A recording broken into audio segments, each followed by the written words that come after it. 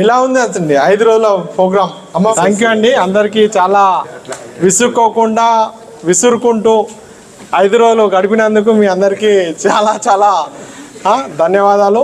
మీరు చాలా నేర్చుకున్నారు అనుకుంటున్నాను. మీరు ఇది నేర్చుకొని వదిలేయడం కంటే మధ్యలో గ్యాప్ ఉంది, హాలిడేస్, మరి మర్చిపోతారేమో.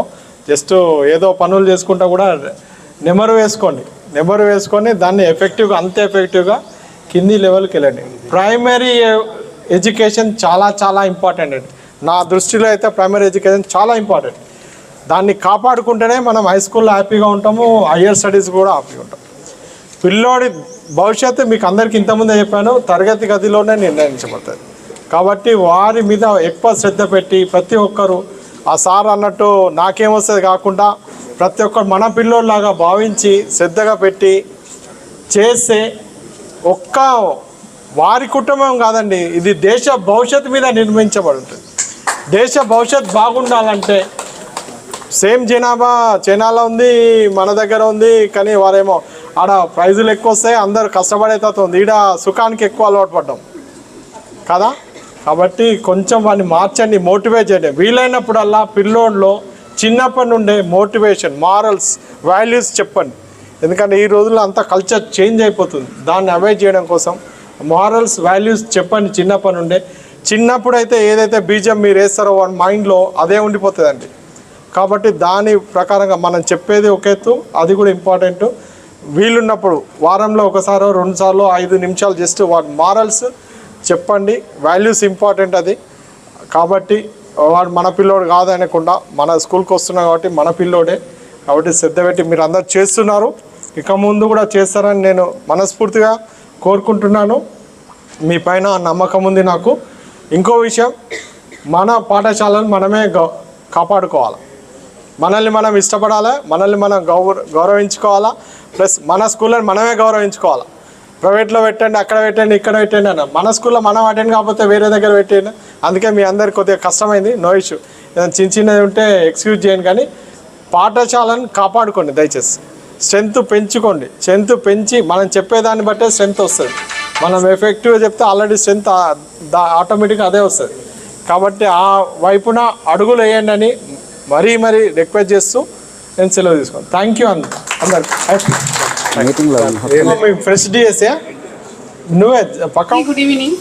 సో ఈ ట్రైనింగ్ అనేది నాకు చాలా ఉపయోగపడింది. సో కొత్తగా చేరిన నాకు కొన్ని విషయాలు ఎన్నో తెలిసినాయి. మళ్ళీ ఇంకేదైనా ఇతరత్ర ఆలోచనలు ఉన్నాయా? గ్రూప్ 1 అట్లాంటివి రాశారు ప్రిపేర్ కావాలని అయితే మీకు ఈ ట్రైనింగ్ వేస్ట్. సార్ గ్రూప్స్ ఏది ప్రిపేర్ అయినా సరే నా స్పెషల్ ఎడ్యుకేషన్ నేనైతే మరువను. దానికోసం స్పెషల్ ఎడ్యుకేషన్. ఓకే. మొన్న ఫ్రెష్ రిక్రూట్మెంట్ ఎవరున్నారు? అవన్నీ వద్దు, direct. Good evening to one and all. ఇది okay. So we all are enjoyed. Literally, we enjoyed a lot through learning. This field, we already know lot of knowledge. After that only we got this job. But training is a different. So getting job, gaining the knowledge. But training, it means polishing our knowledge. So it's an organized process. Like whatever we have the skills, that skills we are developing one systematic way, one process way. So mainly, what I learned from this training, MRP, mainly Mandal Resource Person. I got this job 2024. It means I have very less experience. Even though I learned lot many things when it's a induction training time, I felt I got good knowledge. But compared to induction training time, this MRP training, it's more knowledge. It's on point well. Actually, where our system little bit lacking, even though we are doing lot of hard work, every teacher we are doing hard work, but why we are not getting outcomes? Why students, why we are not getting truly outcomes? So this thing we learned very like errorless, like how we can do errorless way every subject.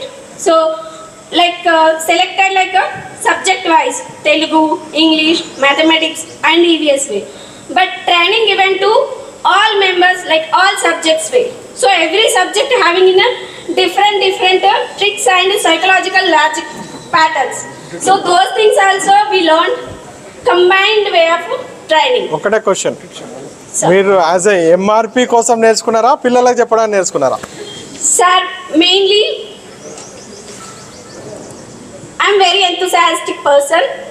Hope so everyone the MRPs are enthusiastic to teach the students to inculcate their life. This is the main motto to become an MRPs. So it means my main purpose is to inculcate the students and giving the best futures and best scientific knowledgeable to make the scientific knowledgeable students. good. That's the reason. Thanks for listening to me. Thank you so much. Thank you. ఈ December లోపు retired అయ్యే వాళ్ళు ఎవరైనా ఉన్నారా?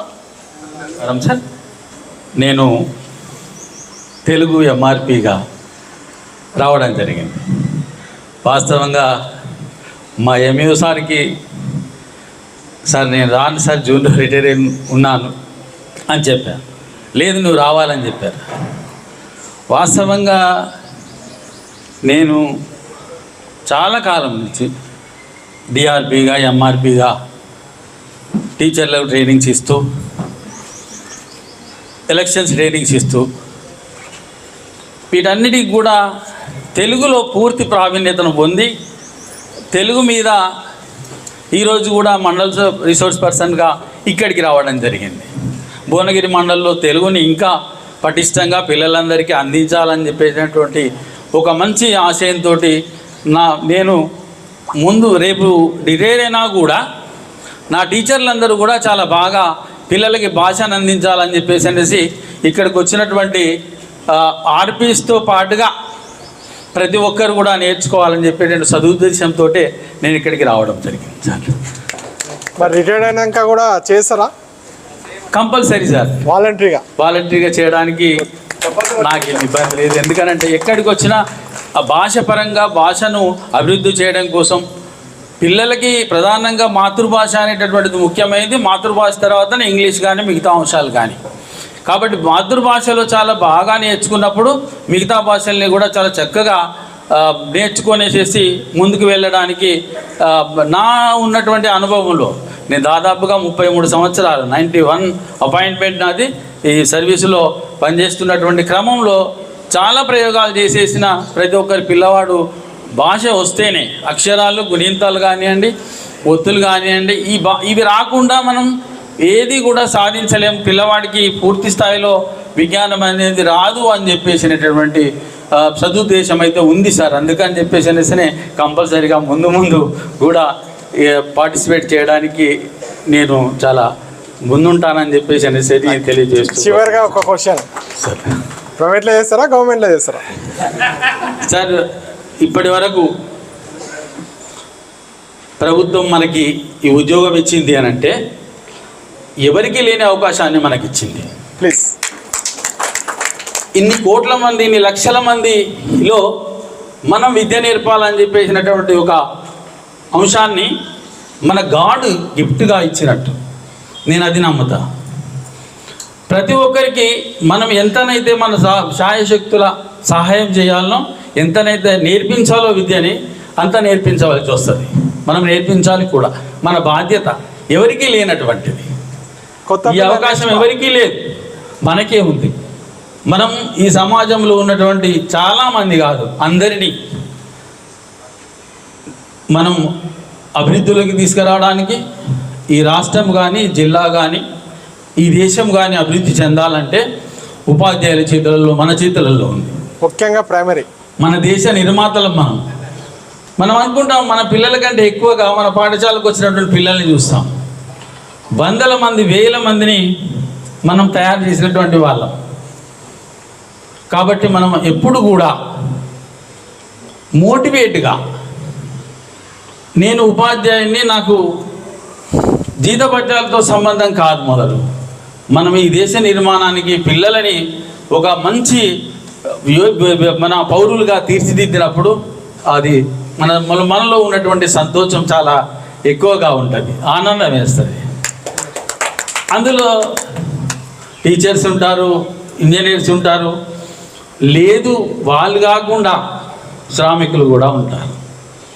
మన పిల్లలకి ఒకటే చెప్పాలి, మీరు ఎంత బాగా చదువుకుంటే అంత పైకి ఎదుగుతారు, ఎంత బాగా చదువుకోకపోతే మనం కష్టపడవలసి వస్తుంది. ఇప్పుడు కష్టపడితే ముందు తరాలలో కొంచెం మెరుగ్గా ఉండడానికి అవకాశం ఉంది. ఇప్పుడు కనుక మనం బాగా చదవకపోతే, కష్టపడకపోతే ముందు తరాలలో కూడా ముందు కూడా పెద్దగా అయిన తర్వాత కూడా మనం కష్టపడవలసి వస్తుంది అని చెప్పవలసి వస్తుంది. నిక్కచ్చిగా చెప్పవలసి వస్తుంది. మనం కూడా అంతే సార్. ఇప్పుడు ప్రారంభించినటువంటి టీచర్లైనా ఇంకా సర్వీస్ ఉండేటట్టు పనిచేస్తున్నట్టు వాళ్ళైనా కూడా నేను పనిచేస్తా, నాకు ఈ అవకాశం వచ్చింది, నేను దీన్ని జారవిడుచుకోను. వాస్తవంగా జారవిడుచుకోవద్దు ఎవరు కూడా. ఇవాళ నేను ఇటువంటి చెప్పడం కాదు. ఎందుకనంటే మన మోటివ్, మనం చేసే పనే అది. దాని గురించి దృష్టిలో పెట్టుకోవాలి. మనకి ఎవరికి లేనటువంటి అవకాశం మనకి ఇచ్చినందుకు మనం ప్రతిరోజు కూడా మన పిల్లలు ఏమయ్యారు, ఏం చేస్తున్నారు, ఏంటి, మన సొంత పిల్లలతో కంటే ఎక్కువగా కూడా మనం మన పాఠశాలకు వచ్చినటువంటి పిల్లలకు కనుక విద్యను అందిస్తే మన పిల్లలకు కూడా అదే స్థాయిలో విద్యను అందించేటటువంటి అవకాశం ఉంది. అలాగే అభివృద్ధిలోకి వచ్చేటటువంటి అవకాశం కూడా. ఎప్పుడు కూడా అందరూ బాగుండాలని చెప్పేసి కోరుకోవాలి. అది మనకు ఎప్పుడు కూడా మంచి చేయడానికి, మంచి జరగడానికి అవకాశం అనేది ఉంది. వాస్తవంగా మా sir MA sir Nagavardhan Reddy sir నన్ను మీరు తప్ప తెలుగు ఎవరు లేరు రండి అన్నాడు. సరే సార్ అని చెప్పేసి అన్న. ఇక్కడికి వచ్చా, ఇంతమంది ముందట, అంటే 17 మండలాల నుంచి వచ్చినటువంటి మేధావులైనటువంటి ఉపాధ్యాయుల ముందు మన జిల్లా అధికారి గారైనటువంటి పెద్దసారి ముందు మాట్లాడేటటువంటి ఛాయిస్ నాకు వచ్చింది. నేను ఒకవేళ రాకపోతే ఈ ఛాయిస్ రాకపోయేది, నేను మాట్లాడేటువంటి అవకాశం రాకపోయేది. నాలో ఉన్నటువంటి విషయాలని తెలియజెప్పేటటువంటి పరిస్థితి ఉండకపోయేది. అది చాలా సంతోషం సార్ నాకు, అది మీరు ఇచ్చినటువంటి అవకాశం. Thank you. చివరిగా మీ పిల్లలు ఏంటో చదివండి సార్. మా పిల్లలు అంటే నేను హైదరాబాద్లో ఉంటాను సార్. మా ఫ్యామిలీ కూడా అక్కడే హైదరాబాద్లోనే ఉండేది. నేను పనిచేసేది ఫస్ట్ వరంగల్ జిల్లాలో పనిచేశాను. ఆ నుంచి 2000 సంవత్సరంలో నల్గొండ జిల్లాకు వచ్చాను. మా పిల్లలు అక్కడ దగ్గరగా ఉన్నటువంటి హైదరాబాద్లో నేనుండే నివాసానికి దగ్గరగా ఉన్నటువంటి ప్రైవేట్ స్కూల్లో చదివారు. కాబట్టి నేను ఇక్కడ అని చెప్పేసి చెప్పేటట్టు ఉంటుంది. కాబట్టి రండి అందరు రండి.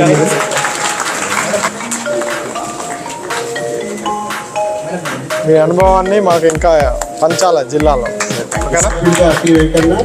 జ్యోతిర్మయ మేడం గారు, అదేవిధంగా కోరిక ఉంది, ఇంకా సర్వీస్ చాలా కూడా ట్రైనింగ్ ఇచ్చారు. డి రాము గారు పోచంపల్లి మండలం ప్రసాద్ విశ్వాలతో గౌరవ మరి సన్మానం. అదేవిధంగా భిక్షమయ్య గారిని గౌరవ డిఓ గారిని సన్మానిస్తున్నారు. విమలమ్మ గారు ఆలేరు